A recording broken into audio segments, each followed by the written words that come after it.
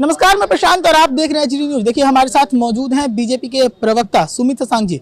हम इनसे बातचीत करेंगे कई सारे मुद्दों को लेकर।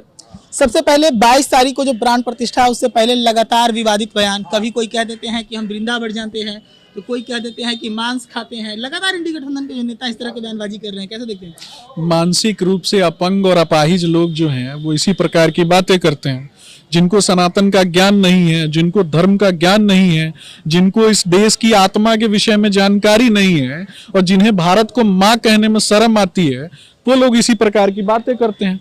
हम भारतीय जनता पार्टी के कार्यकर्ता, भारतीय जनता पार्टी के नेता, मर्यादा पुरुषोत्तम श्री रामचंद्र जी के जीवन चरित्र, आदर्श, विचार और संस्कारों पर आगे बढ़ने वाले लोग हैं।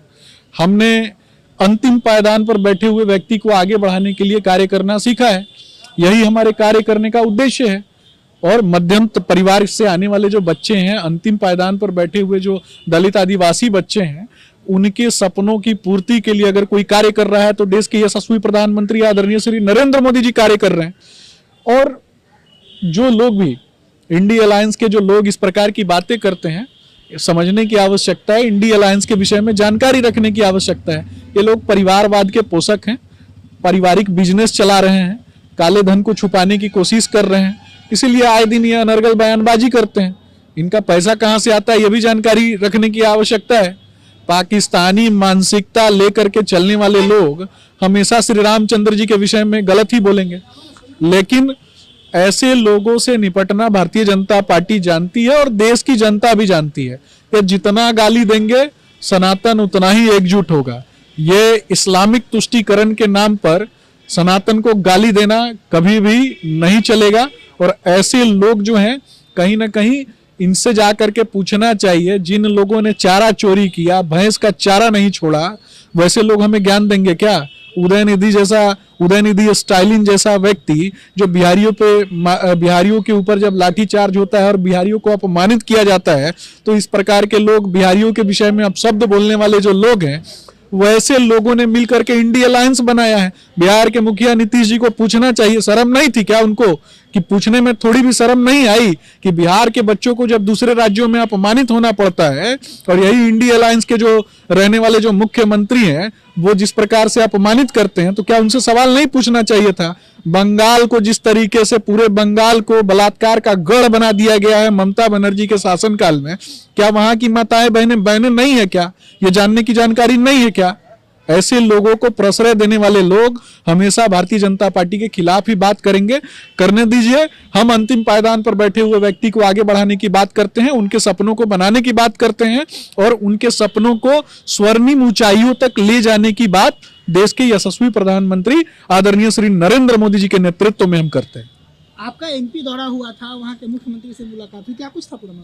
निश्चित रूप से आदरणीय मोहन यादव जी, जो कि वहाँ के माननीय मुख्यमंत्री भी हैं, और कहीं ना कहीं जिस प्रकार से आम कार्यकर्ताओं में से निकल करके वो आए हैं, वो कहीं ना कहीं आम कार्यकर्ताओं के लिए, देश भर में जो भी आम कार्यकर्ता भारतीय जनता पार्टी से जुड़े हैं, सभी कहीं ना कहीं से जिस प्रकार से आदरणीय प्रधानमंत्री नरेंद्र मोदी जी के नेतृत्व में उन्हें चुना गया, ये कहीं ना कहीं एक प्रेरणा का स्रोत है।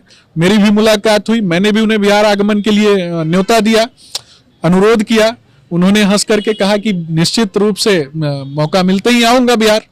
यही बातें हुई और बिहार में भी आप देखेंगे कि बहुत जल्दी बिहार लाने के पीछे कोई बड़ा खेल तो नहीं है अगले चुनाव को लेकर? देखिए, खेल तो कुछ नहीं है, बस इतना जानने की आवश्यकता है कि भारतीय जनता पार्टी, मैंने पहले ही बोला कि एक बहुत बड़ी पार्टी है और कहीं ना कहीं अंतिम पायदान पे बैठा हुआ व्यक्ति इसके साथ अपनी भावनाओं को जोड़ करके देखता है। मोहन यादव जी भी अंतिम पायदान पर बैठे हुए लोगों को आगे बढ़ाने के लिए कार्य कर रहे थे विधायक के रूप में।